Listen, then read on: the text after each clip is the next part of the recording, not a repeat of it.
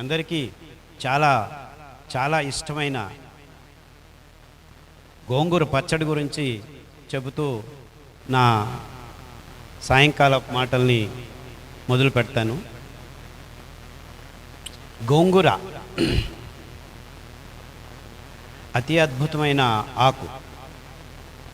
గోంగూర పచ్చడి మొత్తం ప్రపంచానికే తెలుగు వాళ్ళు ఇచ్చిన అతి అద్భుతమైన ఒక కానుక.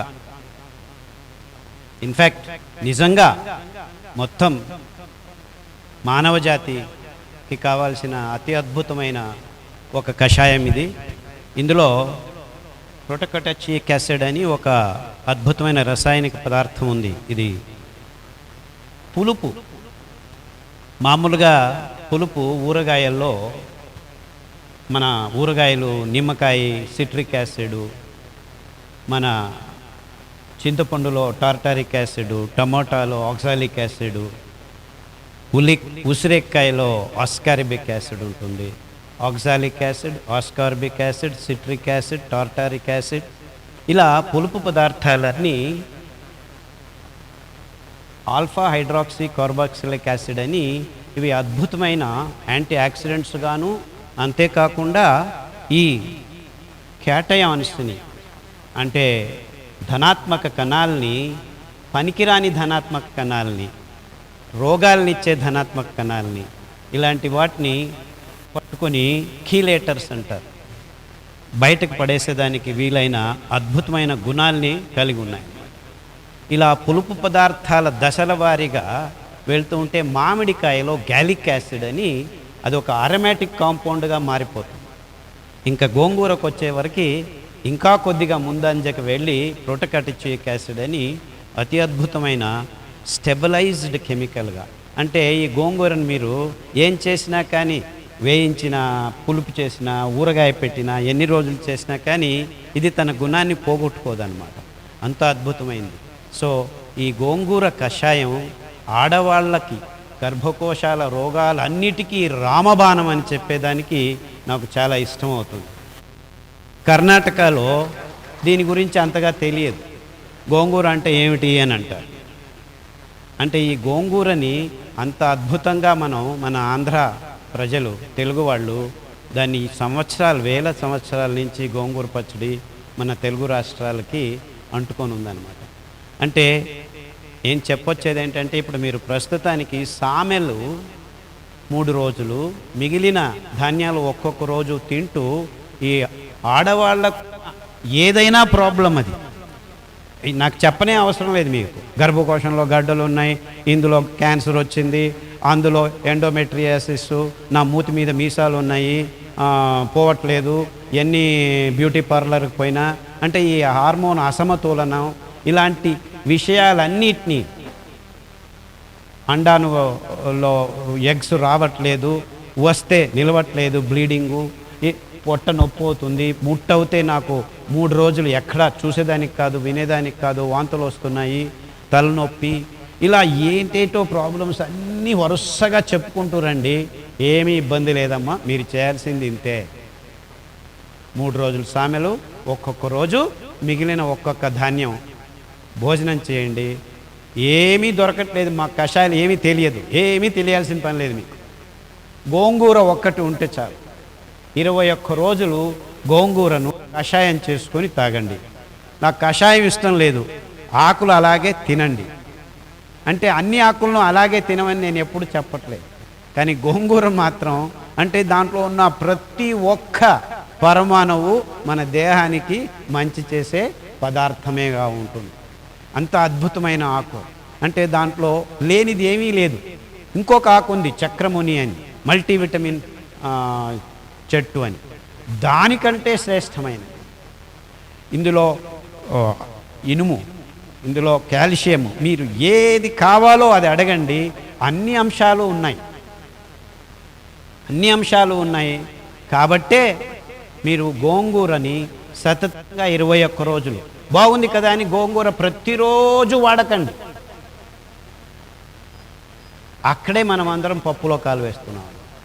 ఎందుకంటే ఇది మంచిది అని చెప్పిన వెంటనే రోజు తాగండి. రోజు నీళ్ళల్లో నిమ్మకాయ వేసుకొని తేనె పిండుకొని తాగితే మీరు సన్నగా అయిపోతారని ఎవడో చెప్పాడు. ఇప్పుడు అందరూ ఎవరు చెప్పాడు? ఈ తేనె కంపెనీ వాడు చెప్పాడు. వాడికి ఏం కావాలి? రోజు తేనె అందరూ తీసుకోవాలి. సో ఒక ఎక్స్పర్ట్ని క్రియేట్ చేస్తారు. సో అందరూ తేనె తీసుకోండి. అందరూ తేనె తీసుకుంటే ప్రపంచమంతా తేనె తాగుతుంటే ఎక్కడి నుంచి వస్తుంది తేనె? తేనెటీగలే లేవు ఇప్పుడు. Only 3% of honey bees are left now on this planet when compared to 1950. అదొక్క కారణం చాలు మానవ జాతి నశించిపోయేదానికి. ఇంకా 3% హనీ బీసు లేవంటే మనం ఏ పంటలు పండించుకోలేము. అంటే మన నిర్వాకం ఈ భూమి మీద ఎంతవరకు వచ్చిందంటే మనకి ఏది మంచిది ఏది చెడ్డది అని తెలుసుకోకుండా ఈ ఆధునిక కృషి పద్ధతుల్లో మనకు కావాల్సింది ఈ చెరుకు, ఈ బియ్యము, మాంసము తయారు చేసేదానికి సోయాబీను, మొక్కజొన్నలు, ఇంకా కావాలంటే గంజాయి తాగాలని మార్ఫిన్ గంజా చెట్లు, ఇంతే పెంచుకుంటున్నాం. దీన్నే కృషి అంటున్నాం. అండ్ ఇదే మొత్తం అగ్రికల్చర్ యూనివర్సిటీలంతా గ్రంథాలయాలు రాసి పడేస్తున్నారు. ఇంకా ప్రపంచంలో ఏ మొక్కను పెంచాల్సిన అవసరం లేదు అనేటట్లు ఈ పుస్తకాల్లో రాస్తున్నారు. అంటే గోంగూర అని ఒక్క విషయం ఎందుకు చెప్తున్నానంటే గోంగూరకు ఒక్కటే కాదు, ఇలా అద్భుతమైన మొక్కలు ఆయా దేశాల్లో ఆయా ప్రాంతాల్లో వందల వేల రకాలు ఉన్నాయి. ఇండోనేషియాకు వెళ్తే ఇంకొక రకం, మెక్సికోలో వెళ్తే ఇంకొకటి. మీరు హిమాలయ అంచుల్లోకి వెళితే ఇంకా అంటే మనకు కథలే ఉన్నాయి.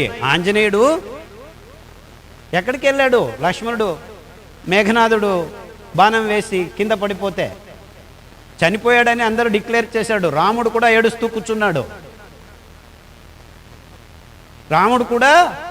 కూర్చున్నాడు. ఏం చేయాలో దిక్కు తెలియక. అప్పుడు జాంబవంతుడు ఇక్కడేం లేదు, లాభం లేదు, ఇక్కడ వెళ్ళు, ఇక్కడ హిమాలయాల్లో వెళ్ళు, అక్కడి నుంచి ఒక సంజీవిని అందరూ ఇప్పుడు వెతుకుతున్నారు. ఆ సంజీవిని ఎక్కడుందని అందరూ వెళుతున్నారు. అది అద్భుతంగా, అతిరేకంగా, అపురూపంగా పనిచేసే. ఎందుకు పనిచేస్తుంది? ఎవరైతే ఒక ఆఘాతంతో అన్ని ప్రాణక్రియలు స్తంభించిపోయి ఉంటాయి కానీ చావకుండా ఉండాలి. అలాంటి విషమ పరిస్థితుల్లో అంటే మృత్యువు వాతలో ఉండాలి, మృత్యువు అయి ఉండకూడదు.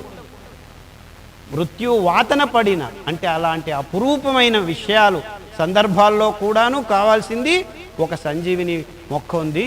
అది ఇలా ఉంటుంది అలా ఉంటుంది అంటే ఈ ఆంజనేయుడికి మనోజ్ఞం అంటే ఆయన అంత బుద్ధివంతుడు లేడని అందరికీ తెలుసు. ఎవరు? హనుమంతుడు. బుద్ధిమతాం వరిష్టం వాతాత్మజం వానర యోధ ముఖ్యం అంటే ఇంకా అంతకంటే బుద్ధివంతుడు లేడు, అంతకంటే వేగంగా పోయేవాడు లేదు. మారుత తుల్య వేగం, గాలి కంటే అంటే అంత వేగంగా తుల్యం సమానమైన వేగంతో వెళ్తున్నాడు, వెళ్ళగలవు నువ్వు.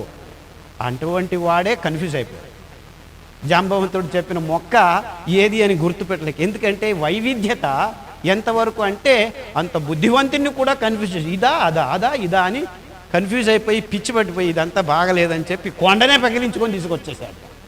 నాకెందుకు ఈ పని, జాంబవంతుడే చూసుకుంటాడులే అని తీసుకోండి. అంటే ఆ వైవిధ్యత చూసారా?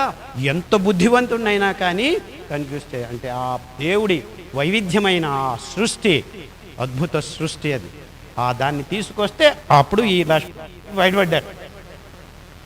ఆ వైవిధ్యతలో అద్భుతమైన గుణాల్ని దేవుడు నింపుతూ ఉంటాడు. అంటే నేను చెప్పానే మెల్లిమెల్లిగా ఆ పులుపును ఎంత అంచెలంచెలుగా మార్చుకుంటూ వస్తాడు. అంటే ఈ గోంగూర ఎండాకాలం ఎక్కువైన కొద్దీ దాంట్లో పులుపు ఎక్కువ అవుతుంది. వండర్ఫుల్ క్యారెక్టర్స్ అన్నమాట ఇందులో ఉండేది. అందుకే గోంగూర అతి అద్భుతమైన యాంటీ ఆక్సిడెంటు, అతి అద్భుతమైన ఫైటోకెమికల్స్ ఉన్నాయి. కానీ గోంగూర పచ్చడి తినేదానికి అయ్యో మీకు బీపీ వస్తుంది, పచ్చళ్ళు తినొద్దండి అని చెప్పండి డాక్టర్.